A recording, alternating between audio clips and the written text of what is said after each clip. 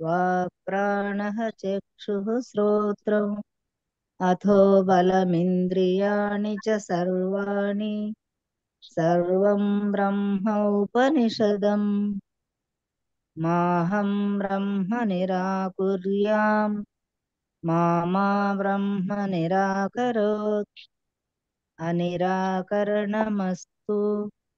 अनिराकरणं मे अस्तु तदात्मनि निरते य उपनिषत्सु धर्माः ते मयि सन्तु ते मयि सन्तु ఓం శాంతి శాంతి శాంతి.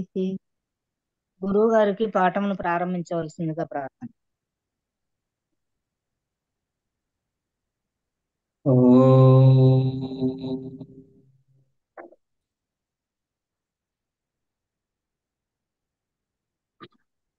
భద్రం నో అభివాదయమనః. ఓం శాంతి శాంతి శాంతి. చాందోగ్యోపనిషత్ మనం రెండవ ఖండం చూస్తున్నాము. ఇందులో ఉద్గీతను అధ్యాత్మంగా ఉపాసించిన తర్వాత ఆది దైవికంగా ఆదిత్యాది రూపంగా కూడా చూస్తున్నాం. ఆదిత్యుడే ప్రాణము అని, ఆదిత్యుడే ప్రాణము, వ్యష్టిలో ఆదిత్యుడు, సమష్టిలో ప్రాణం. ఆదిత్యుడు అంటున్నప్పుడు ఆదిత్య మండలాన్ని చూసుకుంటున్నాము. ఆదిత్య మండలంలో ఉన్నటువంటి అభిమాని పురుషుడు, సామాన్యంగా ఆదిత్య మండల అభిమాని పురుషుడు అంటే హిరణ్య గర్భోపాసన అంటే హిరణ్య గర్భుణ్ణి ఈ ఈ విధంగా ఉద్గీతగా ఉపాసించడం. అదే ఆ హిరణ్య గర్భుడు, ఆ ఆదిత్య అభిమాని పురుషుడు ఇక్కడ అధ్యాత్మంలో ప్రాణంగా, ఈ సకల ఇంద్రియాలను నియంత్రించేటువంటిది ప్రాణం అధ్యాత్మంలో. అదేవిధంగా సకల దేవతాత్మక స్వరూపం హిరణ్య గర్భుడు.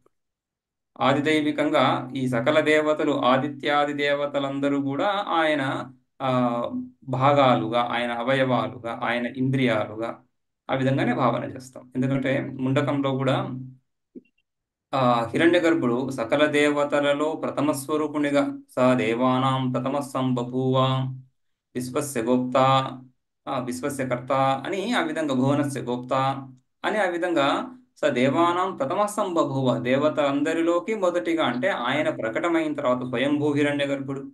స్వయంగా ప్రకటమవుతున్నాడు, సృష్టి కాలంలో స్వయంగా ప్రకటమవుతున్నాడు. ఎప్పుడైతే జీవుల యొక్క సకల జీవకోటి, సకల జీవరాశుల యొక్క కర్మ ఫలాలు పరిపక్వమైనటువంటి దశ ఏదైతే ఉందో ఆ దశలో ఒక సంకల్పం ద్వారా ఆయన సాక్షాత్తుగా ప్రకటమవుతున్నాడు. పూర్వ కల్పంలో కర్మోపాసనల ద్వారా అని చెప్పుకుంటాము, ఓకే, అంతవరకు అదే విధంగా పూర్వకల్పంలో ఆ యజమానిగా ఉంటూ ఏదైతే కర్మలు, ఏదైతే ఉపాసనలు చేశాడో వాటి ఫలరూపంగా ఇక్కడ హిరణ్య గర్భుడిగా స్వయంగా ప్రకటమవుతున్నాడు. ఇతర ప్రాణులలాగా ఈ ఈ మిథునం, ఈ జంట ద్వారా ఉత్పన్నమయ్యేటువంటి తత్వం కాదు అని స్వయంగా ప్రకటమైన తర్వాత తర్వాత సృష్టి అంతా జరుగుతాం.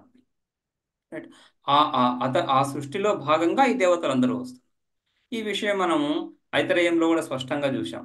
ఏ విధంగా ఈ దేవతలు, ఆ విరాట్ నుంచి ఏ విధంగా దేవతలు ఉత్పన్నమవుతున్నారు, ఆ దేవతలకి ఇంద్రియాలకి సంబంధం ఇదంతా కూడా అక్కడ చూసాం. సో అన్ని ఉపనిషత్తుల్లో కూడా సృష్టి అదే విధంగానే. సో ఇక్కడ కూడా ఆ విధంగా ఆదిదైవికంగా ఆ హిరణ్య గర్భుడు, ఆ ఆదిత్యుని యందు ఈ ఉద్గీత యందు ఆదిత్య దృష్టి, ఆదిత్యుడు యందు ఉద్గీత కాకుండా ఉద్గీత యందు ఆదిత్యుడి దృష్టితో ఉపాసన చెప్పుకుంటాం. అదే విధంగా అటువంటి ఆ తత్వము ఈ అధ్యాత్మంలో ఎవరు? ప్రాణంలో కూడా ప్రాణాపాన వ్యాన ఉదాన సమానాలలో వ్యానములో కించిత్ శ్రేష్టత చూసి, ప్రాణాపానాలకు అతిరిక్తంగా ప్రాణాపానాలను నియంత్రించి వ్యాన క్రియ ఏదైతే జరుగుతా ఉందో, ప్రాణం యొక్క క్రియనే, ప్రాణం ఒకటే తనను తానుగా 5గా విభజించుకొని, ఆత్మానం పంచదా విభజ్య అని చూస్తాం కదా. తనను తాను 5 రకాలుగా అంటే 5 వ్యాపారాలు చేస్తూ ఉంది ఒకే ప్రాణం. ఆ వివిధ వ్యాపారాలు చేస్తున్నప్పుడు వివిధ సంజ్ఞలు, ప్రాణ అపాన వ్యాన ఉదాన సమాన అని. అందులో వ్యానానికి కించిత్ విశిష్టత చూసి ఆ విశిష్టతల దృష్ట్యా ఆ వ్యాన దృష్టితో ఈ ఉద్గీతను ఉపాసించడం. అది చూస్తున్నాం. రైట్. సో ఆ వ్యానమే వాక్. వ్యానమే వాక్ ఎందుకు అవుతుంది? యో వ్యాన సవాక్ సా వాక్. వ్యానమే వాక్ ఎందుకని? వ్యానము ద్వారానే వాక్ ఉత్పన్నం అవుతా ఉంది. వ్యానము కారణము, వాక్ కార్యము అని. ఈ కార్యకారణాలు కాజాలిటీ ఏదైతే ఉందో కార్యకారణాలలో కార్యవాచక శబ్దంతో కారణాన్ని చెప్పడం చాలా సర్వత్రా చూస్తూ ఉంటాం. ఆయుర్వేదంలో ఒక ప్రధాన ఉదాహరణ దీనికి ఇస్తారు, ఆయుర్వై ఘృతం అని. ఆయుర్వై ఘృతం, ఆయువు. ఆ, ఆ ఘృతమే ఆయువు అంటే ఆయువునకు, ఆయువు అంటే ఆయువు అంటే ప్రాణం అని, ప్రాణ వృద్ధికి హేతువు ఘృతము కాబట్టి అని. ఆ విధంగా కార్యకారణ భావాన్ని చూపించి ఆయుర్వై ఘృతం అని. అదేవిధంగా ఇక్కడ వ్యానము వాక్కి కారణం, హేతువు అవుతా ఉంది.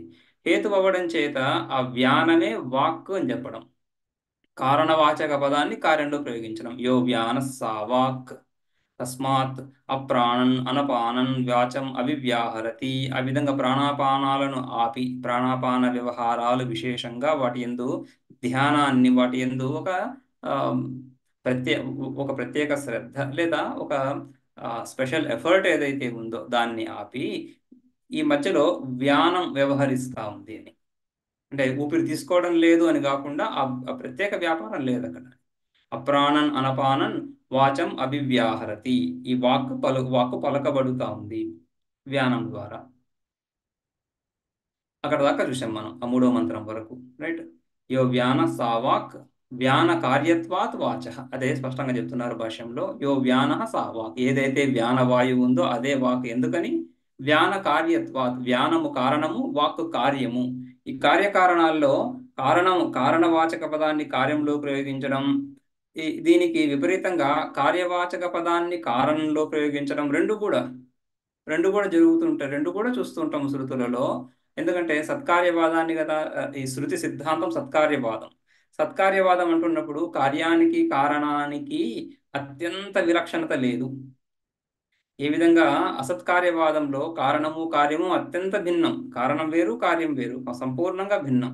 లేనటువంటి కార్యము కారణంలో ఉత్పన్నం అవుతుంది, దాన్ని అసత్కార్యవాదం అంటున్నాం. అసత్ కార్యం, కార్యము అసత్. కార్యం అసత్ అవ్వడం ఏంటి? కార్యంతోనే మనం వ్యవహరిస్తాం కదా అంటే, కార్యము ఉత్పత్తికి ముందు అసత్ అని చెప్పడం, ఉత్పన్నం అవడానికి ముందు కార్యము లేదు. అయితే ఉత్పన్నం అవడానికి ముందు కూడా కారణ రూపేణ కార్యము ఉంది కాబట్టి కార్యం సత్ అని చెప్పడం సత్కార్యం. ఈ రెండు కూడా, కార్యం సత్ అని చెప్పినా కార్యం అసత్ అన్నా కూడా, రెండు కూడా ఉత్పత్తికి ముందు ఉన్నటువంటి పరిస్థితిని చెప్పడమే, ఉత్పన్నమైన తర్వాత కాదు. ఆ విధంగానే ఆ పదం యొక్క వ్యుత్పత్తి తీసుకోవాలి. సత్కార్యము అసత్కార్యము. సత్కార్యం అంటే ఉత్పత్తికి ముందు కార్యము సత్ అని, అసత్కార్యం అంటే ఉత్పత్తికి ముందు కార్యం అసత్ అని అనేటువంటి ఒక వ్యూ, ఆ దృష్టి, దాన్ని సత్కార్యం అసత్కార్యంగా చెప్పుకుంటాం. రైట్. ఇక్కడ మనం సత్కార్యాన్ని చూసుకుంటాం కాబట్టి కార్యము కారణం అవుతుంది, కారణం కార్యం అవుతుంది. అందుకని వ్యాన కార్యత్వాత్ వాచ. ఆ విధంగా యస్మాత్ వ్యాన నిర్వర్త్య వాక్ తస్మాత్. రైట్. వ్యాన నిర్వర్త్య వాక్, వ్యానము చేతనే వాక్ ఉత్పన్నం అవుతా ఉంది. ఈ సామాన్యంగా ప్రాణానికి 5 వ్యాపారాలు అని చెప్పినప్పుడు, ప్రాణాపాన వ్యాన ఉదాన సమాన అని చెప్తున్నప్పుడు, వ్యాన వ్యాపారం ప్రముఖంగా జరుగుతున్నప్పుడు మిగతా వ్యాపారాలన్నీ సెకండరీ, గౌణం అయిపోతున్నాయి కదా. ప్రధానంగా వ్యాన వ్యాపారం ఉంది, ప్రాణము వ్యాన రూపేణ అభివ్యక్తం అవుతా ఉంది. సో మనం ఆ, ఈ ఈ జ్ఞానేంద్రియాలు కూడా, 5 జ్ఞానేంద్రియాలు, చక్షురింద్రియం ఇత్యాది ఇంద్రియాలు ఏవైతే ఉన్నాయో ఆయా విషయాలను తెలుసుకుంటున్నప్పుడు మనం సామాన్యంగా 5 ఇంద్రియాలు ఏకతాటిగా ఒకేసారి ప్రవర్తిస్తున్నట్లుగా భావించినా కూడా, సకల దార్శనికులు, నైయాయికులు కానీ వైశేషికులు కానీ సాంఖ్యయోగ వేదాంత అన్ని దర్శనాల్లో కూడా ఈ విషయాన్ని అందరూ అంగీకరించిందే, ఒక ఇంద్రియమే ఏకకాలంలో ప్రవర్తిస్తూ ఉంది అని. చక్షురింద్రియం ప్రవర్తిస్తున్నప్పుడు మిగతా ఇంద్రియానికి ప్రవృత్తి లేదు. రైట్. అంటే ఈ మల్టీ టాస్కింగా, లేకుంటే ఒక్కొక్క టాస్కే నడుస్తూ అన్ని అనుసంధానం అవుతున్నాయా అనే విషయంలో ఏదో ఒక ఇంద్రియమే ఒకసారి ప్రవృత్తి అవుతుందని చెప్తున్నారు. రైట్. సో ఆ విధంగా అదే అదే ఆ, యుక్తి ప్రాణాపాన వ్యాన ఉదాన సమాన వ్యాపారాల్లో కూడా తీసుకొస్తే, ఒక వ్యాపారం జరుగుతున్నప్పుడు అది ప్రధానంగా ఉందని చెప్పుకోవాల్సి ఉంటుంది. అందుకని వ్యాన వ్యాపారం జరుగుతున్నప్పుడు ప్రాణాపాన వ్యాపారం లేదని చెప్పడం. యస్మాత్ వ్యాన నిర్వర్త్య వాక్ తస్మాత్ అప్రాణన్ అనపానన్ అంటే ప్రాణాపాన వ్యాపారాలు చేయకుండా, ఒకే ప్రాణం కదా, ఈ వ్యాపారం అన్నా చేయాలి, ఆ వ్యాపారం అన్నా చేయాలి. అందుకని వ్యాన వ్యాపారం చేస్తూ, ధ్యాన వ్యాపారంలో అంతర్భూతంగానే ఈ విశేష వ్యాపారము, సామాన్య వ్యాపారము రెండు చెప్పుకుంటాం. ఇంద్రియ వ్యాపారాలన్నీ విశేష వ్యాపారాలు. చక్షురింద్రియం రూపాన్ని చూస్తూ ఉంది. చక్షురింద్రియం రూపాన్ని తెలుసుకోవడం ఏదైతే ఉందో అది ప్రాణ వ్యాపారమా కాదా? అందులో ప్రాణానికి ప్రమేయం ఉందా లేదా అంటున్నప్పుడు ప్రాణానికి ప్రమేయం ఖచ్చితంగా ఉందని చెప్పుకుంటున్నాం. ప్రాణమే విశేష రూపంగా చక్షురింద్రియ రూపంగా రూపాన్ని తెలియజేస్తూ ఉంది, తెలియజేయడంలో సహకరిస్తూ ఉంది, లేదా తెలియజేయడంలో వ్యవహరిస్తూ ఉంది. అదేవిధంగా వాగింద్రియంగా వాక్కును పలుకుతా ఉంది, శ్రోత్రేంద్రియంగా శబ్దాన్ని వింటా ఉంది, త్వగింద్రియంగా స్పర్శను తెలుసుకుంటా ఉంది. ఎవరు? ప్రాణమే. రైట్. సో విశేష వ్యాపారాన్ని చేస్తున్నప్పుడు సామాన్య వ్యాపారం లేకుండా ఉంటుందా? సామాన్య వ్యాపారం ఉండని. సామాన్య వ్యాపారం ఉంటున్నప్పటికీ కూడా విశేష వ్యాపారము ద్వారానే దాన్ని తెలుసుకుంటాం కాబట్టి, అందుకని ప్రాణ అపాన వ్యాపారాలు ఇప్పుడు విశేష వ్యాపారాలుగా లేవు. వ్యాన వ్యాపారం విశేషంగా ఉంది. దాంట్లో అంతర్భూతంగా సామాన్య వ్యాపారం కొంత ఉండని అని ఆ విధంగా అప్రాణన్ అనపానన్ ప్రాణాపాన వ్యాపారాలను ఆపి ఈ వ్యాన వ్యాపారం చేత వాక్ ఉత్పన్నమవుతుంది. ప్రాణాపాన వ్యాపారం అకుర్వన్ వాచం అభివ్యాహరతి. అభివ్యాహరతి అంటే ఉచ్చారయతి లోక ప్రజా. లోకులు ప్రాణులు ఈ విధంగా వ్యాన వ్యాపారం చేతనే వాక్కును పలుకుతున్నారు. అటువంటి వ్యాన దృష్టితో ఉద్గితను ఉపాసించాలి అని ఇప్పుడు అధ్యాత్మంలో ప్రాణం శ్రేష్టం అని చెప్పుకున్నాము. ఆ ముందు ఖండంలో కూడా చూస్తున్నాము ప్రాణం శ్రేష్టము, ఆ ప్రాణములో వ్యానం శ్రేష్టం. కాబట్టి ఆ వ్యాన దృష్టితో ఉద్గీతను ఉపాసించాలి. ఉపాధి తీసుకుంటున్నప్పుడు నికృష్ట వస్తువును ఉత్కృష్ట భావన ఉపాసన చెప్పుకుంటాం కదా. ఆ నికృష్ట వస్తువు గురించి మాట్లాడుకున్నాం కదా. నికృష్ట వస్తువు అంటున్నప్పుడు పారమార్థిక దృష్ట్యా నికృష్టమైనప్పటికీ కూడా శ్రేష్ట వస్తువు అది. అంటే ఉన్న వాటిలో శ్రేష్ట విషయంలోనే భావన చేస్తున్నాం. అందుకని ప్రాణాపానాల కంటే కూడా శ్రేష్టమైనటువంటి వ్యాన దృష్టి ఉద్గీత ఎందు. ఇక 4వ మంత్రం చూద్దాం. తథా యావాక్ సరిక్ తస్మాత్ అప్రాణన్ అనపానన్ రుచమభివ్యాహరతి యర్క్ తత్సామ తస్మాదప్రాణన్ అనపానన్ సామ గాయతి యత్సామస ఉద్గీతస్ తస్మాదప్రాణన్ అనపానన్ ఉద్గాయతి. సో ఈ విధంగా వ్యాన దృష్టితో ఉద్గీతను చెప్పుకుంటున్నాం. ఉద్గీతలో వ్యాన దృష్టిని చెప్పుకుంటున్నాం కదా.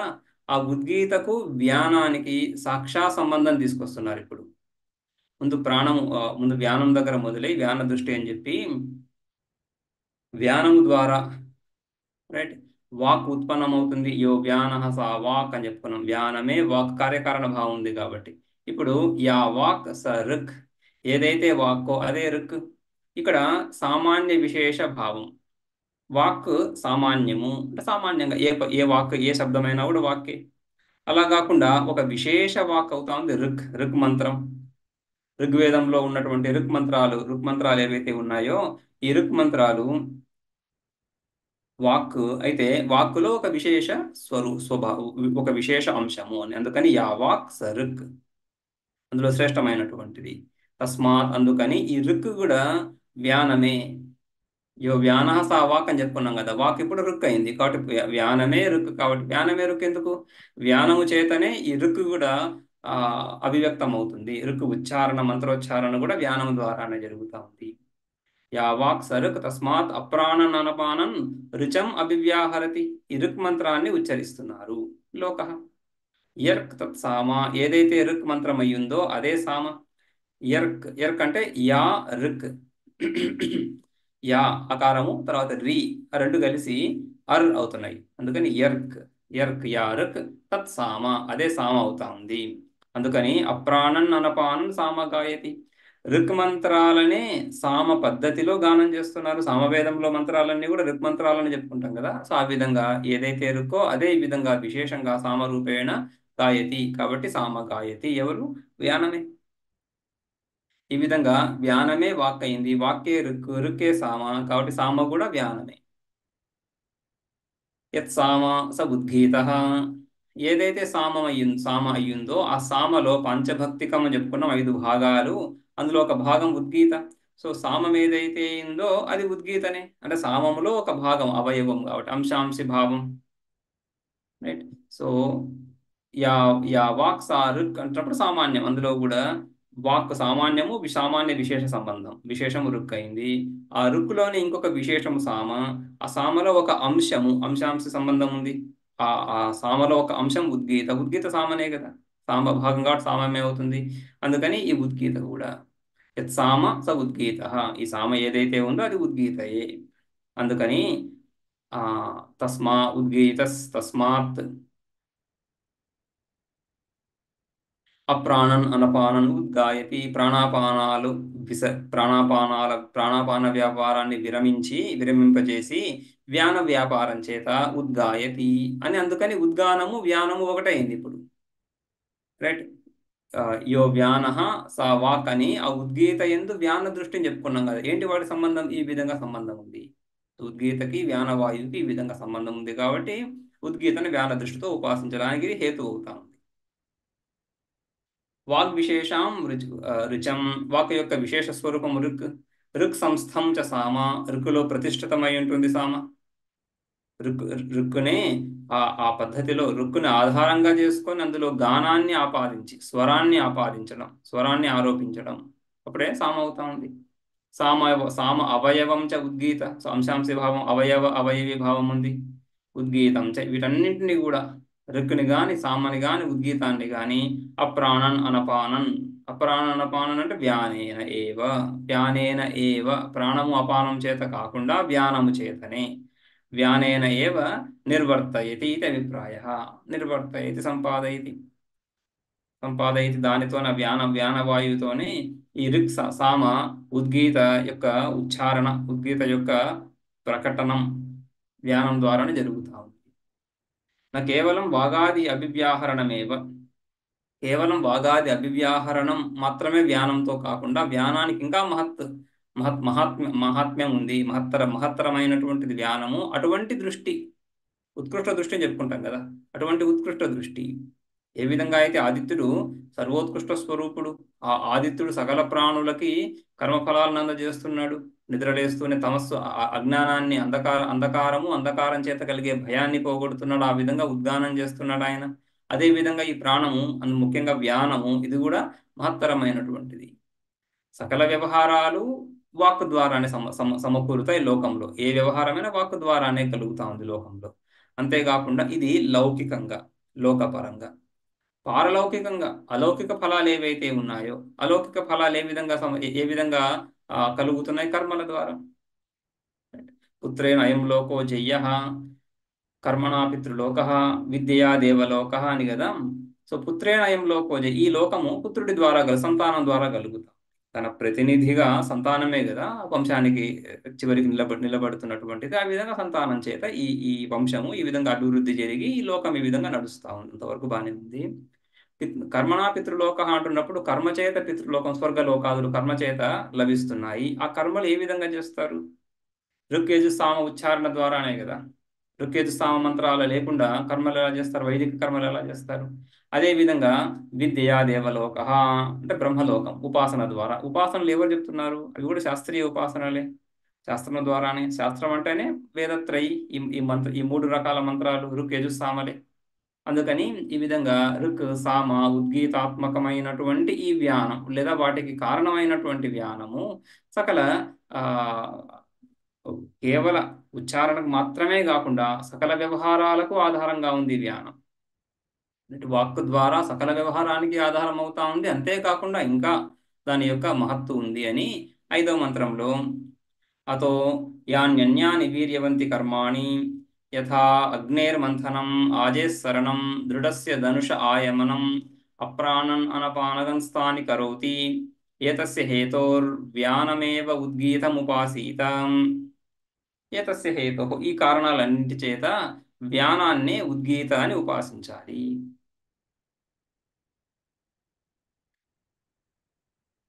వ్యాన దృష్టితో ఉద్గీతను ఉపాసించాలి. వ్యానం ఏవ ఉద్గీతం వ్యానం ఏవ ఇతి, ఈ ఉద్గీతయే వ్యానము అని ఉద్గీత ఎందు వ్యాన దృష్టితో ఉపాసిస్తున్నప్పుడు ఈ వ్యానములో ఏ మహత్తు అయితే ఉందో ఆ మహత్తునంతా మనం ఉద్గీతలో చూస్తూ ఆ ఉద్గీత ద్వారా ఈ ఈ ఈ ఫలాలన్నీ మనకు ఇటువంటి ఫలాలు, వ్యానము ద్వారా కలిగేటువంటి ఫలాలన్నీ ఉద్గీతోపాసన ద్వారా కలుగుతుంది. అతో యాని అన్యాని కర్మాణి, మిగిలిన కర్మలు, అన్యాని ఇతర కర్మలు కూడా ఎటువంటివి? ఈ వాక్ ఒక వీర్యవత్ కర్మ.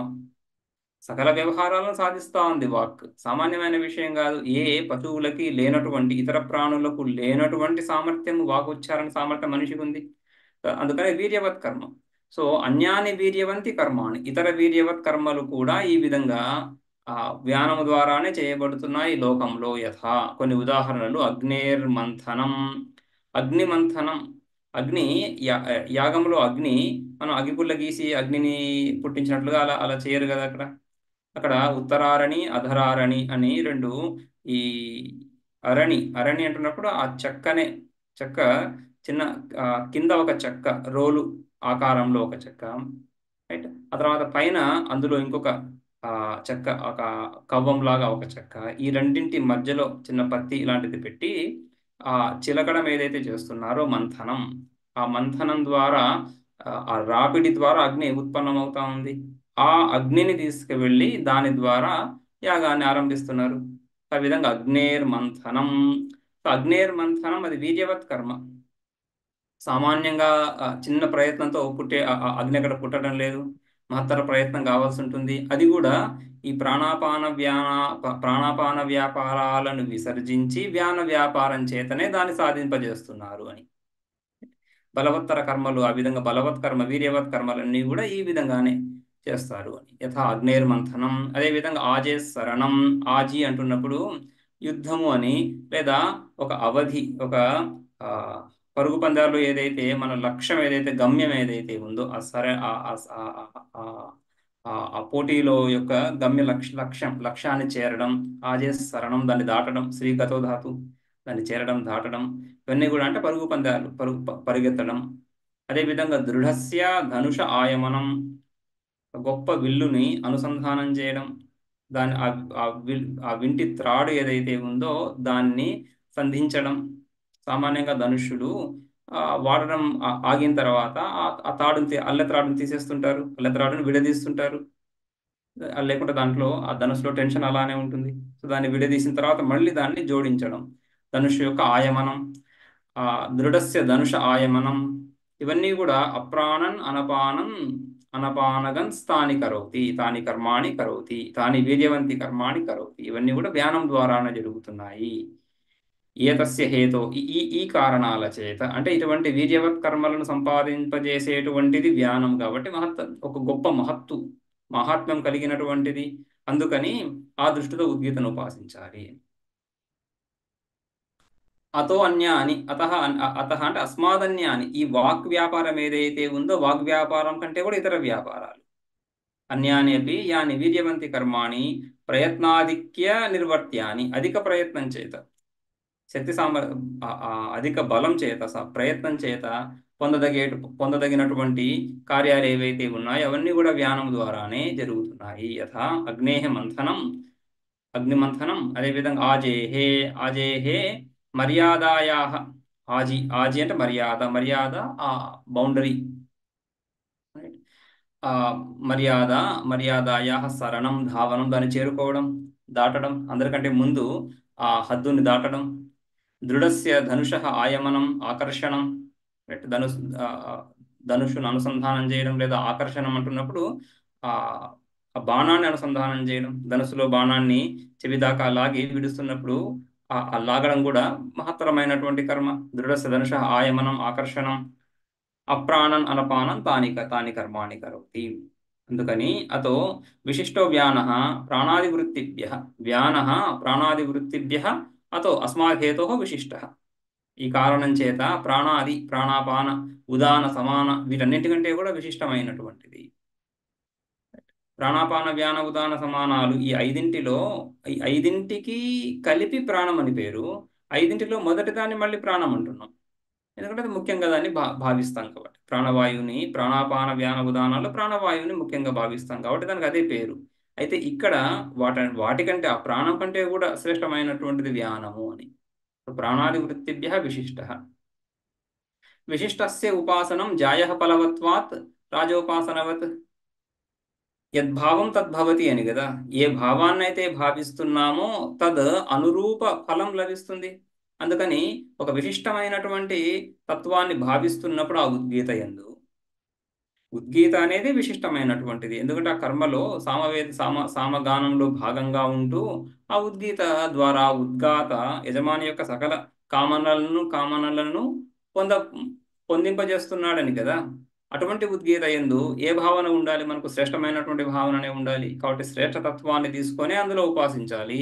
అందుకని ఈ ధ్యానము శ్రేష్టతత్వము అటువంటి శ్రేష్టతత్వాన్ని ఉపాసించినప్పుడు ఫలం గొప్పదైనటువంటి ఫలం లభిస్తుంది. జాయ ఫలవత్వాత్ రాజోపాసనవత్. రాజును సేవిస్తున్నప్పుడు రాజు శక్తిమంతుడు కాబట్టి శక్తిమంతుడైనటువంటి రాజును సేవించినటువంటి సేవకుడికి గొప్ప ఫలాలు లభిస్తున్నాయి. సో అవి తక్కువ శక్తి సామర్థ్యాలు ఉన్నటువంటి వ్యక్తిని సేవిస్తున్నప్పుడు తక్కువ ఫలాలే ఉంటున్నాయి. చక్రవర్తిని సేవించే వాడికి సామంతుడిని సేవించే వాడికి భేదం ఉంటుంది. ఆ విధంగా ఇక్కడ విశిష్టస్య ఉపాసనం జాయ ఫలం దదాతి. అందుకని వ్యాన దృష్టితో ఉపాసించాలి. వ్యాన దృష్టితో ఉపాసించడం అంటే వ్యానాన్ని ఉపాసిస్తున్నాం. వ్యానం యందు అహం అని బుద్ధితో ఉపాసిస్తున్నాము అని అర్థం. అయితే వ్యానాన్ని ఏ విధంగా వ్యానము చాలా సూక్ష్మమైనటువంటి తత్వం కాబట్టి ఒక స్థూలమైనటువంటి ఉద్గీతను ఆలంబనగా చేసుకొని అందులో వ్యానము అనే దృష్టితో ఇది వ్యానము అనే దృష్టితో అహం బుద్ధితో భావించాలి. ఏతస్య హేతోః అంటే ఏతస్మాత్ కారణాత్ వ్యానం ఏవ ఉద్గీతం ఉపాసీత. వ్యానం యొక్క ఉపాసనే చేయాలి ఉద్గీత యందు. నా అన్యద్ వృత్యంతరం కర్మ వీర్యవత్తరత్వం ఫలం. అన్యద్ వృత్యంతరం మిగిలిన ప్రాణం యొక్క వృత్తులు ప్రాణ అపాన ఉదాన సమానాలు కాకుండా వ్యాన దృష్టితో కర్మ వీర్యవత్తరత్వం ఫలం. ఈ ఉపాసనకు ఫలం ఏంటి? ఏదైతే కర్మ చేస్తున్నారో ఆ కర్మ ఉపాసనతో పాటుగా చేస్తున్నప్పుడు అదే కర్మ యొక్క ఫలం దృఢతరంగా లభిస్తూ ఉంది, అధికంగా లభిస్తాం. అదే ఫలమే అధికంగా లభిస్తూ ఉంది. అందుకని కర్మ యొక్క వీర్యవత్తరత్వం కర్మ సమృద్ధం అవుతా ఉంది.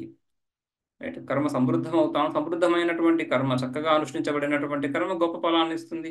ఆ విధంగా ఆ ఫలమే అతిశయంగా ఫలం లభిస్తుంది అని ఇక్కడ శృతి ఈ ఉపాసన చెప్పిన తర్వాత ఉపాసన ఫలం చెప్పలేదు. మిగిలిన ఉపాసన చెప్తున్నప్పుడు ఉపాసన ఫలం చెప్పింది. ఇక్కడ ఉపాసనకి ఫలం చెప్పలేదు కాబట్టి నిష్ఫలంగా ఉపాసన ఉండదు. కాబట్టి సామాన్యంగా ఫలాన్ని భాష్యకారులు చెప్తున్నారు. కర్మ వీర్యవత్తరత్వం ఏవ ఫలం అని చెప్పేసి. ఈ కర్మాంగోపాసన కదా, కర్మాంగోపాసన కాబట్టి ఏ కర్మ అయితే చేస్తున్నాడో ఆ కర్మ నిశ్చితమైనటువంటి అధికమైనటువంటి ఫలాన్ని ఇస్తుంది. అత ఖలు ఉద్గీతాక్షరాన్ని ఉపాసీత. ఇక ఉద్గీత యొక్క అక్షరాన్ని, ఇది మంత్రము,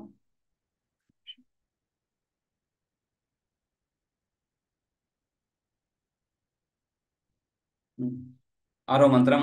అత ఖలు ఉద్గీతాక్షరాన్ని ఉపాసీత. ఉద్గీత ఇతి ప్రాణ ఏవ ప్రాణేన హి ఉత్తిష్టతి. వాచోహ గిర ఇత్యాచక్షతే. అన్నం థం అన్నే హి ఇదగం సర్వం స్థితం అని ఈ ఆరో మంత్రం.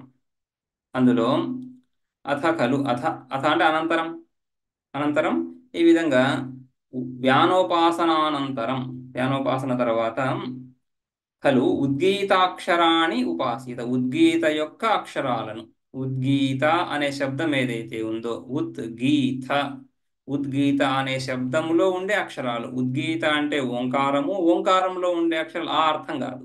లేదా ఉద్గీత అంటే సామభాగం అంటే సామమంత్రంలో ఉండే ఒక భాగం. అనేక సామమంత్రాల్లో ఆ ఉద్గీత అనే భాగం ఉంటుంది. అందులో వివిధ మంత్రాల్లో ఉండే అక్షరాలు ఆ అర్థం కాదు. మంత్ర భాగంలో ఉండే అక్షరాలు అలా కాకుండా ఉద్గీత అనే ఏదైతే పదం ఉందో అందులోనే ఉండే అక్షరాలను ఉపాసిస్తున్నాం. ఇప్పుడు దాని గురించి ఉపాసన అని చెప్పి ఉద్గీతాక్షరాణి, ఉద్గీతగత అక్షరాణి, వీటిని ఉపాసించడం. ఏ విధంగాని ఉద్గీత అని ఆరంభించి ప్రాణ ఏవ ఇందులో ఉద్గీతలో అనే పదం ఉంది. ఉద్గీత అనే పదంలో ఒక సిలబల్ అయింది కదా, గీ రెండో సిలబల్, తర్వాత థం ఉద్గీతం. ఉద్గీతంలో ఉత్ గీ థం అని మూడు భాగాలు చేసి ఇందులో మళ్ళీ వివిధ దృష్టులు. ప్రాణ ఏవ ఉత్, ఆ ఉద్గీతలో ఉండే ఉత్ అనే అంశంలో ప్రాణ దృష్టిని భావించు. ఎందుకని ప్రాణంలో శ్రేష్టత ఏంటి? ఉత్కి ప్రాణానికి సంబంధం ఏంటి? ప్రాణేన హి ఉత్తిష్టతి. కూర్చున్నవాడు ఎలా లేస్తున్నాడు? ప్రాణశక్తి ద్వారానే లేస్తున్నాడు. ఉద్గమనం, ఉత్ అంటే పైకి లేయడం. కింద కింద పడడం అనేది ఆకర్షణ, భూమి ఆకర్షణ ద్వారా పడతారేమో కానీ పైకి లేయడం మాత్రము ప్రయత్నపూర్వకంగానే చేయాలి, ఇంకొక రకంగా కుదరదు. అందుకని ఆ ప్రయత్నపూర్వకంగా ఆ పైకి లేవడం ఏదైతే ఉందో అది ప్రాణశక్తి ద్వారానే జరుగుతూ ఉంది. కాబట్టి ఉత్ అనే పదంలో ప్రాణదృష్టిని పెట్టి ఉపాసించాలి. ఉత్ అంటే ప్రాణమే. ప్రాణేన హి ఉత్, హి యస్మాత్, హి అంటే కారణం, ప్రాణేన హి ఉత్తిష్టతి. ఆ తర్వాత రెండవది గీ శబ్దం. గీ అంటే వాక్. వాక్ గీర్. గై శబ్దే ధాతువు కదా, అందులో నుంచి గీహి, గిరౌ గిరహ అని గిర్ శబ్దం, గిర్ శబ్దం వస్తూ ఉంది. అందులో వాక్కే గీ. గీ అనే ధాతువు నుంచి వాక్ అనే అర్థంలో గీహి శబ్దం ఏర్పడతా ఉంది. వాక్ గీర్, వాచోహ గిరహ ఇది ఆచక్షతే. వాక్కులను గిరహ అని చెప్తున్నారు లోకంలో. గిరహ అని, గిరి అంటున్నప్పుడు పర్వతం వస్తూ ఉంది, గిర అంటున్నప్పుడు వాక్కులు, పలుకులు, రైట్? ఈ వర్ణాలు, వీటిని గీ అంటున్నాం. అందుకని ఉద్గీతలో కూడా గీ అనే శబ్దం చేత వాక్కునే గ్రహించాలి. మనం ప్రాణ దృష్టి చూసాము, వాక్ దృష్టి కూడా చూసాము. గిర ఇత్యాచక్షతే. ఆ తర్వాత అన్నం థం. ఉద్గీతంలో మూడవది థం ఏదైతే ఉందో ఆ థం అనేది అన్నం. ఎందుకని? అన్నే హి ఇదగం సర్వం స్థితం. ఇదగం సర్వం, ఈ బ్రహ్మాండ, ఈ సకల ప్రాణులు అన్నే అంటే పృథివీ, ఈ పృథివీ అందే స్థితమై ఉన్నారు. స్థితి కారణమైంది, స్థితికి, సకల ప్రాణుల యొక్క స్థితికి ఆశ్రయమైంది ఈ పృథివీ, ఈ అన్నం. అదే విధంగా ఉద్గీతం అంటున్నప్పుడు ఆ థంలో థం, ఇది ష్ఠా గతి నివృత్తౌ అనే ధాతువు నుంచి, ష్ఠా గతి నివృత్తౌ, గతి గమనం, ఏదైతే వ్యక్తి కదులుతూ ఉన్నాడో కదులుతూ కదులుతూ ఆగిపోవడం ఏదైతే ఉందో దాన్ని స్థితి అంటాం. ఆ స్థితి అనే పదం ష్ఠా గతి నివృత్తౌ అనే ధాతు నుంచి వస్తూ ఉంది. ష్ఠా అంటున్నప్పుడు ధాత్వాదేహ షహ సహ అని షకారం, మూర్ధన్య షకారం, అది సాగా మారుతుంది. సాగా మారిన తర్వాత ఠా ఏదైతే ఉందో అది థా అయిపోతుంది. కాబట్టి ష్ఠా కాస్త స్థా అయిపోతుంది. ఏ ధాతువైనా కూడా ఆదిలో షకారం ఉంటే ఆ షకారం సాగా మారుతుంది. ధాత్వాదేహే షహ సహ. సా మారిన తర్వాత ఈ ఈ ష్టుత్వాలు ఏవైతే ఉన్నాయో అవన్నీ పోయి థా వస్తా ఉంది, స్థా అని. అందులో నుంచి స్థితి ఇత్యాదులు వస్తున్నాయి. ఆ అర్థంలోనే థం అని తీసుకొని, స్థంలో థా ఉంది కాబట్టి ఆ సామ్యం చేత థం అంటే స్థితికి ఆశ్రయము. స్థితికి, సకల ప్రాణుల యొక్క స్థితికి ఆశ్రయమైనటువంటి పృథివీ, లేదా ఈ అన్నం. అన్ని ప్రాణులు అన్నగత ప్రాణులు, అన్నం ద్వారానే ప్రాణం నిలబడుతుంది, అన్నం ద్వారానే జీవిస్తున్నాం అందరం అని. ఆ విధంగా థమ్ అంటే అన్నం, అన్న దృష్టితో అన్నమే థమ్. ఆ విధంగా ఉత్ అంటే ప్రాణము, గీ అంటే వాక్, థమ్ అంటే అన్నం అని. ఈ విధంగా ఉద్గీత శబ్దంలో ఉండే అక్షరాలను ఈ విధంగా ఉపాసించాలి.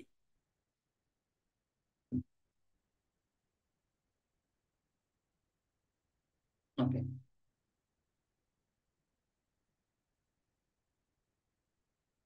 భాష్యంలో అథ ఖలు ఉద్గీతాక్షరాన్ని ఉపాసీత. అథ అంటే అధునా, ఇప్పుడు, పూర్వోపాసనానంతరం. పూర్వోపాసన అయిపోయింది. ఏంటిది అది? ఆ, వ్యాన దృష్టితో ఉద్గీతను ఉపాసించడం. వ్యాన దృష్టితో ఉపాసించిన తర్వాత ఉద్గీతాక్షరాన్ని, ఉద్గీతలో ఉండే అక్షరాలను ఉపాసించాలి. భక్త్యక్షరాన్ని మా భూవన్ ఇత్యతో విశినష్టి. భక్త్యక్షరాన్ని, భక్తి అంటే భాగం. సామమంత్రములో ఉండే ఒక భాగానికి ఉద్గీత అని చెప్పుకున్నాం, ఉద్గీత అని పేరు చెప్పుకున్నాం. ఉద్గీత అంటే ఈ సామగానం పాంచభక్తికమని, అంటే 5 భాగాలుగా విభజించబడిందని, అందులో ప్రస్తోత ఇత్యాది భాగాలతో పాటుగా ఉద్గీత అనే ఒక భాగం. ఆ ఉద్గీత అనే భాగంలో ఉండే అక్షరాలు అంటే ఉద్గీత శబ్దం యొక్క వాచ్యం. ఉద్గీత వాచకం కదా, ఇదొక శబ్దం, శబ్దానికి అర్థం ఉంటుంది. ఘటం అంటున్నప్పుడు ఘటానికి ఒక అర్థం, పదార్థం ఉంటుంది.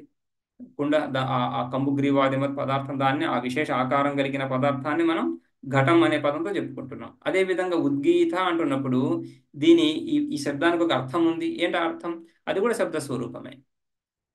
ఉద్గీత ఏ విధంగా అయితే వర్ణాత్మకం శబ్దాత్మకం అయ్యిందో, ఉద్గీత శబ్దం యొక్క అర్థం సామమంత్రం యొక్క భాగం లేదా ఓంకారం ఇది కూడా అక్షరమే కదా.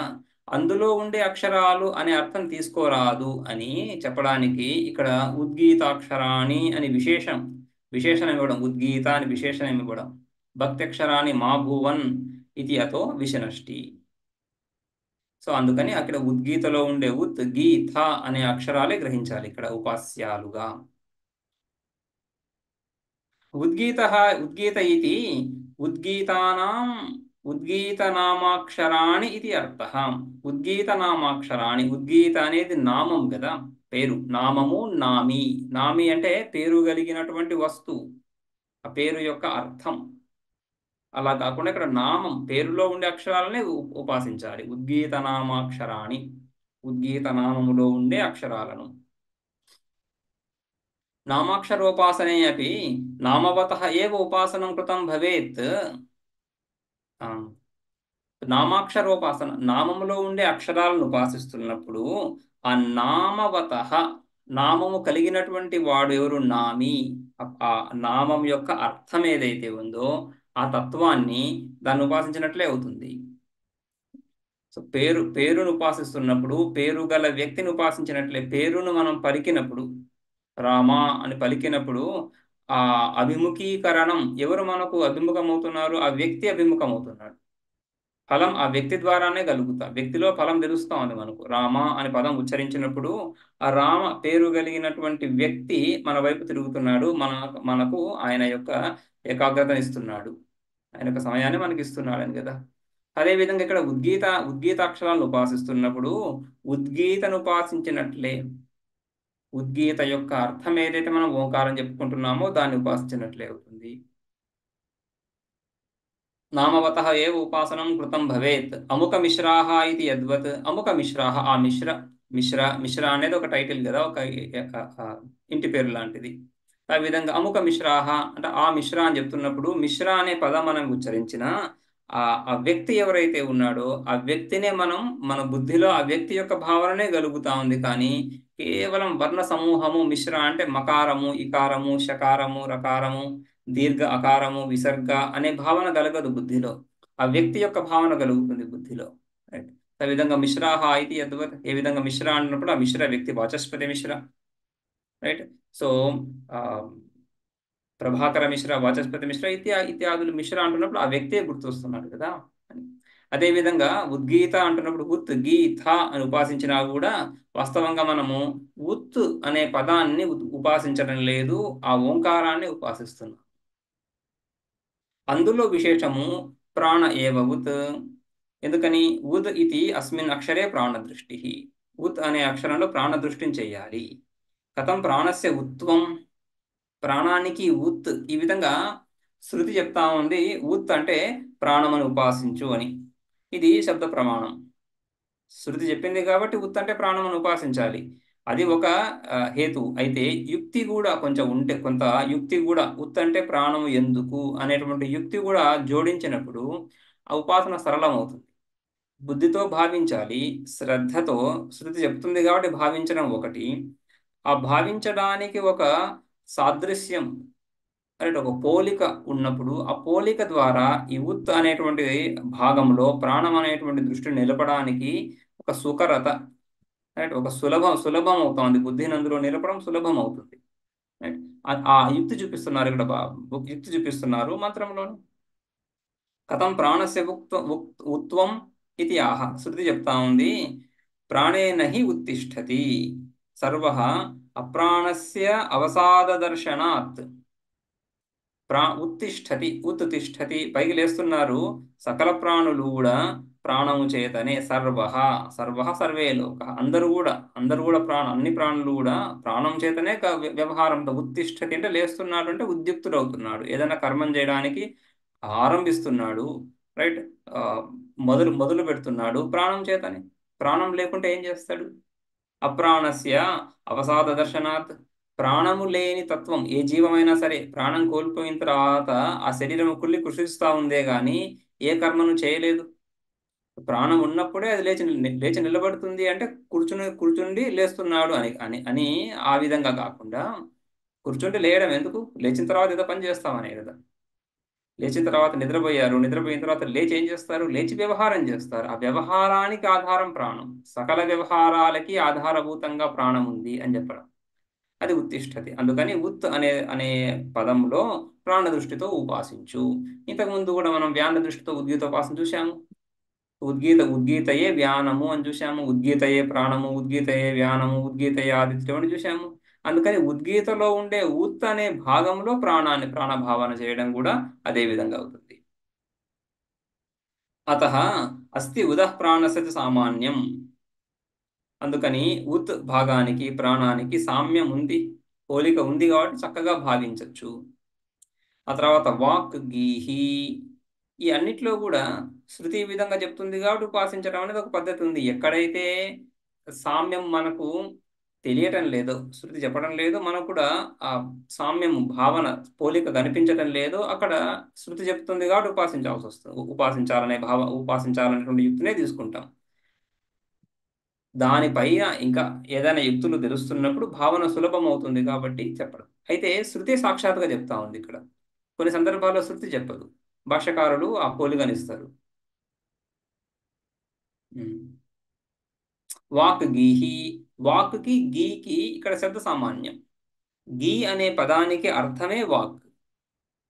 ఉత్ అనే పదానికి అర్థం ప్రాణం కాకపోయినా అక్కడ ధర్మం ఉత్ అనేటువంటి ఉత్ అంటే పై, ఈ అనే ఉత్ అనేది ఉపసర్గ. వాస్తవం ఉత్ అనేది ప్రాదిగణంలో వస్తూ ఉంది, రైట్. ఉపసర్గగా చెప్పుకుంటాం. సో ఆ ఉపసర్గలకి సాక్షాత్తుగా అర్థాలు ఏముండవు, కానీ సామాన్యంగా ఉత్ అంటే పై, ఈ అనే అర్థం తీసుకుంటాం. ఉద్గమనం, ఉద్గచ్చతి అన్నప్పుడు ఉదాన వాయువు, అందులో ఉత్ అంటే పై వైపు అంటే పై దిశలో జరిగేటువంటి గమనానికి హేతువైనటువంటి వాయువుని ఉదానం అంట. ఆ విధంగా ఉత్ అనే పదానికి పైకి అనే అర్థం ఉంది కాబట్టి ఆ విధంగా ప్రాణం కూడా మనల్ని ఒక స్తబ్దావస్థ నుంచి పైకి తీసుకొచ్చి ఒక వ్యవహారం చేసేటువంటి సామర్థ్యాన్ని కలిగిస్తా ఉంది అనే అర్థంలో ఉత్ అంటే ప్రాణం చెప్పుకున్నాం. ఇక గీకి సాక్షాత్ వాక్. వాక్ గీహి వాచోహ గిరహ ఇది ఆచక్షతే శిష్టాహ. శిష్టాహ పెద్దలు, పూర్వజులు మన ఏ పదంతో ఏ అర్థాన్ని చెప్పాలి, ఏ పదం ఏ అర్థాన్ని తెలియజేస్తుంది అనే విషయము మన పూర్వీకులు ఏ విధంగా శబ్దాలను ప్రయోగించారో ప్రాయः మనం అదే విధంగానే వెళ్తూ ఉంటాం. కొన్ని పదాల అర్థాలు మారినా కూడా ప్రాయः ఆ అర్థాలనే పాటిస్తూ ఉంటాం. సాంప్రదాయకంగానే ఈ అర్థాలు తెలుస్తూ ఉన్నాయి, రైట్. ఈ పదార్థాన్ని పెరుగు ఎందుకు అనాలి, ఇంకో పదార్థాన్ని పాలు ఎందుకు అనాలి అంటున్నప్పుడు ముందు ముందు ఎలా వ్యవహారం జరిగిందో అలానే నడుస్తూ ఉంటుంది. ఆ విధంగా వాక్కుని గిరహ అని శిష్టాహ ఆచక్షతే. శబ్దవేత్తలు, శిష్ట అంటే ఆ శాస్త్రంలో దిట్ట. ఈ వాక్ శాస్త్రములో సమగ్రమైనటువంటి జ్ఞానము కలిగినటువంటి వాడు అని అర్థం, శిష్టాహ. సో ఏ శాస్త్రంలో అయినా కూడా సమగ్రమైనటువంటి జ్ఞానము కలిగినటువంటి వాళ్ళని శిష్టులు అని. సో ఆ విధంగా శిష్టులు ఈ విధంగా వాక్ని గిరహ అని చెప్తున్నారు. వాచోహ గిరహ ఇత్యాచక్షతే శిష్టాహ. అందుకని గీ అనేటువంటి ఉద్గీత భాగంలో వాక్ దృష్టితో ఉపాసించాలి, వాక్కుగా ఉపాసించాలి. అన్నేహి ఇదం సర్వం స్థితం. ఇక తథా అన్నం థం, తర్వాత థం ఏ భాగం, ఉద్గీతంలో థం అనే భాగం ఏదైతే ఉందో అందులో అన్న దృష్టి, అన్నమే థం అవుతా ఉంది. ఎందుకని అన్నేహి ఇదం సర్వం స్థితం, అన్నములోనే సర్వము ప్రతిష్ఠితమైంది. అతః అస్తి అన్నస్య థ అక్షరస్య చ సామాన్యం. థ అనే అక్షరానికి ఉద్గీతలో థ ఉంది, పైన థం థం అన్నం అంటున్నప్పుడు ద్వితీయ విభక్తి. థ అనే అక్షరానికి ద్వితీయ విభక్తిగా చెప్పుకున్నప్పుడు ఏమవుతుంది, థం అవుతుంది కదా. థం అన్నం అని. ప్రథమ విభక్తిలో తహ, రామ రామో రామ రామం అని, రామం రామో రామాన్ కదా. ఆ విధంగా థం అని. థం అంటే ద్వితీయ విభక్తి.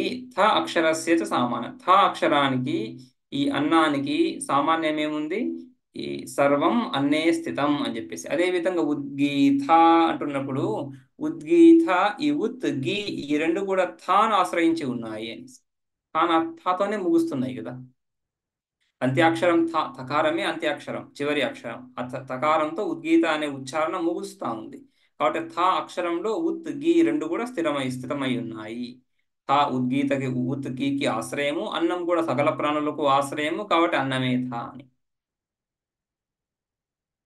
త్రయాణం శృత్యుక్తాని సామాన్యాని తాని తేన అనురూపేణ శేషేషు అపి ద్రష్టవ్యాని. త్రయాణం, త్రయాణం అంటే ఈ ఉద్గీత అనే అక్షరంలో మూడు భాగాలు ఏవైతే ఉన్నాయో ఉద్గీత అని, వీటికి శృత్యుక్తాని సామాన్యాని, శృతితో ఆ ఆ లక్షణాలు ఉత్కి తర్వాత ప్రాణానికి సామ్యం ఏముంది, గీకి తర్వాత వాక్కి సామ్యం ఏముంది అని ఆ విధంగా శృతి సాక్షాత్తుగా చూపించింది. తేన అనురూపేణ ఈ విధంగానే శేషేషు అపి ద్రష్టవ్యాని, ఇతర విషయాలు శృతి తర్వాత ఇంకా ఉపాసన చెప్తా ఉంది. ఈ విధంగా ఈ మూడు మూడు భాగాలుగా అందులో కూడా ఈ విధంగానే ఆ సామ్యాన్ని తెలుసుకోవాలి. 7వ మంత్రంలో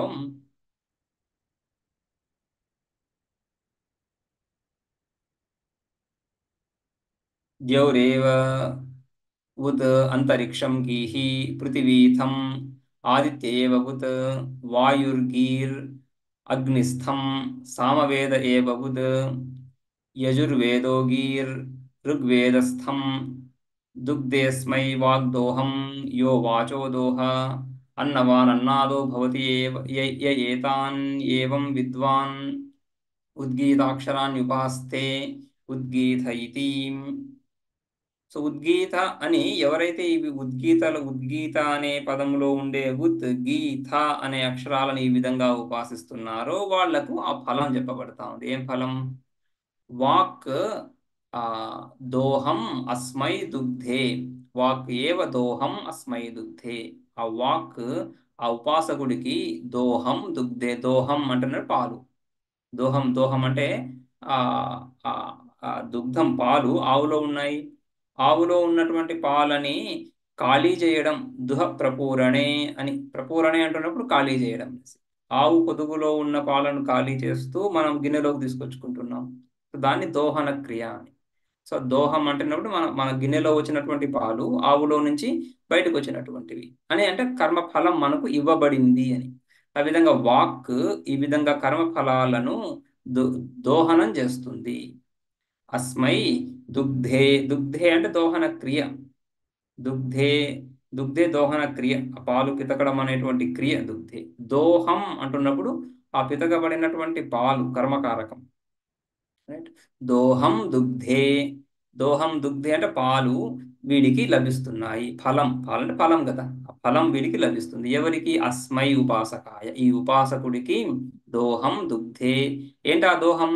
వాచో దోహ, వాచో దోహ, వాక్కు ద్వారా లభించేటువంటి ఫలం, వాక్కు యొక్క సారం, వాక్కు ద్వారా ఏదేదైతే లభిస్తుందో ఈ లోకంలో అదంతా కూడా ఈ ఉపాసకుడికి, ఈ విధంగా ఉపాసిస్తున్నటువంటి వాడికి. ఉద్గీత అనేది వాక్యే కదా, పదం కదా.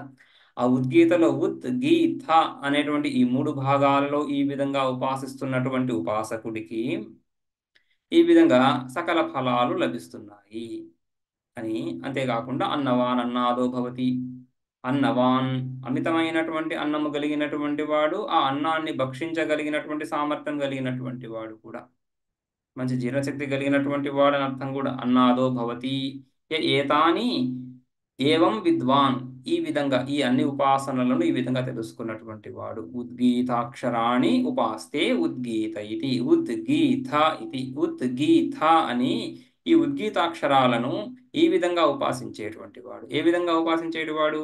6వ మంత్రంలో చూశాము. ఉత్ అంటే ప్రాణమని, గీ అంటే వాక్ అని, థా అంటే అన్నమని. అదేవిధంగా 7వ మంత్రంలో ద్యౌరేవ ఉత్, ఉత్ శబ్దం చేత ద్యూలోకాన్ని ఉపాసించాలి. ద్యూలోకం పైన ఉంటుంది, భూర్భువస్సువః అన్నప్పుడు ద్యూలోకం పైన, అంతరిక్ష లోకం మధ్యలో, పృథ్వీలోకం కింద అని కదా. సో ఉత్ పైన ఉన్నటువంటి ద్యూలోకాన్ని ఉద్గా భావించాలి. ఉద్ ద్యౌరేవ ఉత్ అంతరిక్షం గీహి, మధ్యలో ఉంది అంతరిక్షం, ద్యూలోకానికి పృథ్వీలోకానికి మధ్యలో ఉంది. ఉద్గీతలో కూడా ఉత్కి థాకి మధ్యలో గీ వచ్చింది, కాబట్టి అంతరిక్షం గీహి. పృథివీ థం, పృథివీ చివరిలో ఉంది, థం కూడా పృథివీ అని. ఒక రకంగా పృథివీ ఆశ్రయం సకల ప్రాణులకి, థా కూడా ఇంత ముందులాగా ఆశ్రయం చెప్పుకున్నాము. ఆకాశంలోనే సకల ప్రాణులు, సకల ప్రాణాలు ఉంటాయి. సకల ప్రాణులు అందరూ కూడా ఆకాశంలోనే ఉంటున్నారు. ఆకాశం అన్నింటినీ గ్రీ నిగరణే తనలో కలుపుకుంటా ఉంది అని.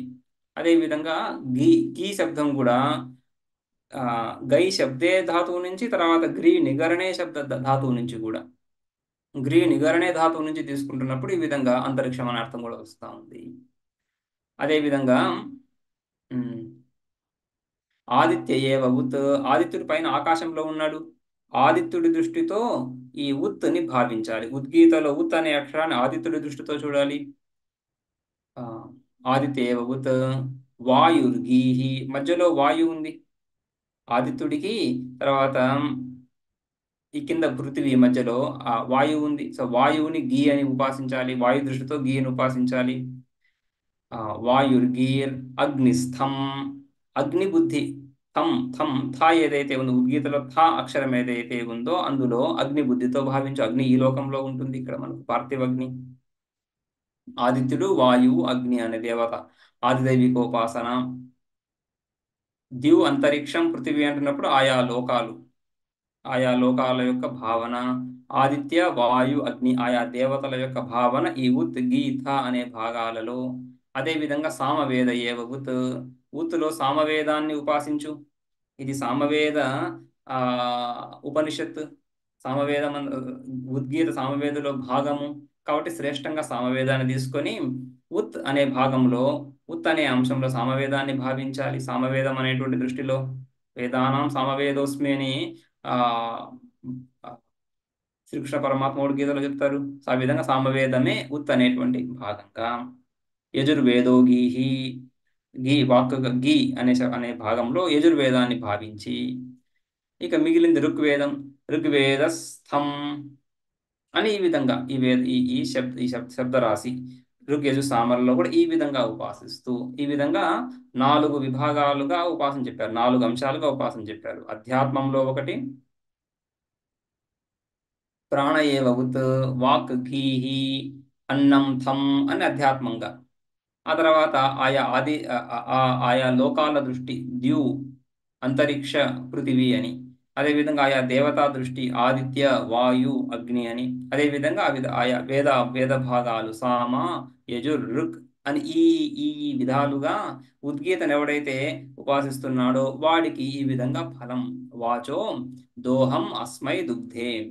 ఏంటా దోహం? వాచో దోహం, వాచో దోహ, వాక్ యొక్క సారమే, వాక్ యొక్క సారాన్ని ఈ విధంగా వాక్ వాడికి అందజేస్తా ఉంది. అన్నవాన్ అన్నాదో భవతి అని కూడా మళ్ళీ ఫలం. దీనికి భాష్యంలో చూద్దాము.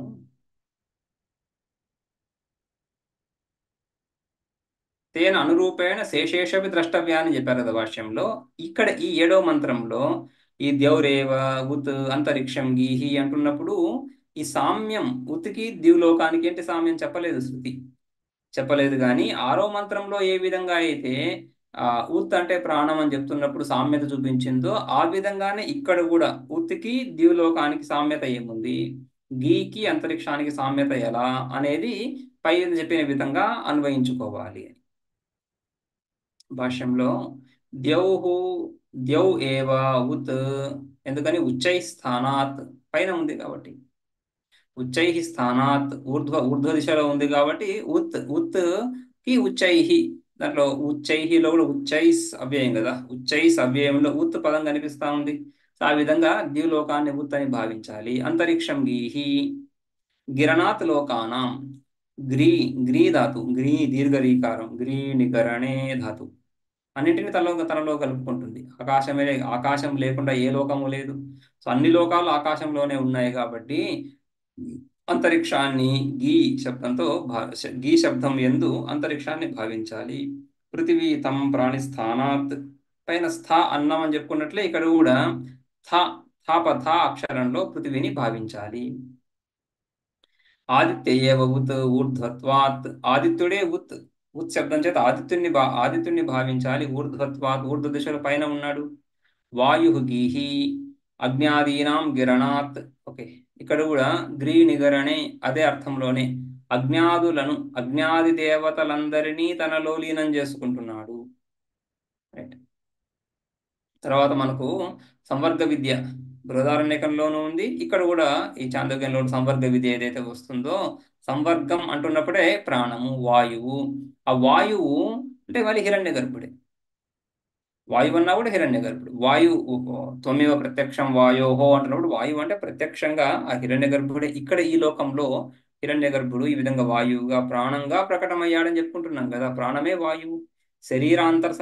శరీరాంతరవర్తి వాయువు, శరీరంలో ఉన్నటువంటి సంచరించేటువంటి వాయువు ఏదైతే ఉందో దాన్నే ప్రాణం అంటున్నాం కదా. సూక్ష్మాంశం చెప్పుకున్నప్పటికి కూడా అదే కదా, వాయు వికారమే కదా ప్రాణం. సో ఆ విధంగా ఈ ప్రాణం అన్నా వాయువు అన్నా మళ్ళీ వైశ్వానర అని చెప్పుకుంటున్నాం. వైశ్వానరోపాసన అక్కడ వైశ్వానరుడన్నా ఇవన్నీ కూడా హిరణ్య గర్భుడికి ప్రతీకలే. సమష్టిలో ఇవన్నీ హిరణ్య గర్భోపాసనలే అవుతున్నాయి. సో ఆ విధంగా ఆ వాయువు హిరణ్య గర్భుడు అజ్ఞాది దేవతలందరినీ తనలో లీనం చేసుకుంటున్నాడు. అటువంటి వాయు దృష్టి గీ అనే శబ్దము యందు, గీహి అజ్ఞాదీనాం కిరణాత్. తర్వాత అగ్ని థం యజ్ఞకర్మావస్థానాత్. అగ్ని దృష్టిని థం థాలో అగ్ని దృష్టితో ఉపాసించు. ఎందుకని సకల ఆహుతులు ఏ యాగమైనప్పటికీ కూడా, ఏ వైదిక కర్మలన్నీ కూడా అగ్నిలోనే కర్మలన్నీ జరుగుతున్నాయి. అగ్ని ఉపాసకులు, వైదికులంతా అగ్ని ఉపాసకులే కాబట్టి అగ్ని యందే కర్మలు చేస్తున్నారు కదా. సో యజ్ఞ కర్మల యొక్క ఆధారమయ్యింది అగ్ని. ఆహ్వనీయ అగ్నిలోనే ఆ సకల ఆహుతులు వెళ్తున్నాయని, అందుకని అగ్నిని థ అనే పదంలో అగ్ని దృష్టితో ఉపాసించాలి. ఇదే విధంగా సామవేద ఏవ ఉత్, సామవేదాన్ని ఉత్ అనే పదంలో చూపించాలి. స్వర్గ సంస్థుతత్వాత్ సామవేద ఏవ ఉత్ అని. స్వర్గరూపేణ సమ్యక్ స్థుతత్వాత్. స్వర్గము ద్యులోకమే స్వర్గం. ద్యులోకం ఇక్కడ ఊర్ధ్వ దిశలో ఉంది కదా, పైన చెప్పుకున్నాం. ద్యోహు ఏవ ఉత్ ఉచ్చై స్థానాత్. ఆ ఉచ్చై స్థానంలో ఉన్నటువంటి ఆ స్వర్గాన్ని సామవేదంగా చెప్పుకుంటున్నారు. సామవేద ఏవ ఉత్ స్వర్గ సంస్థుతత్వాత్. స్వర్గము అని పొగడబడుతా ఉంది సామవేదము. స్వర్గము అంటే స్వర్గానికి సాధన కాబట్టి, స్వర్గ సాధనం అని కదా. అందుకని ఆ విధంగా ఆ ద్యులోకాన్ని ఏ విధంగా ఉత్తులో భావించామో అదే విధంగా సామవేదాన్ని కూడా. యజుర్వేదో గీహి.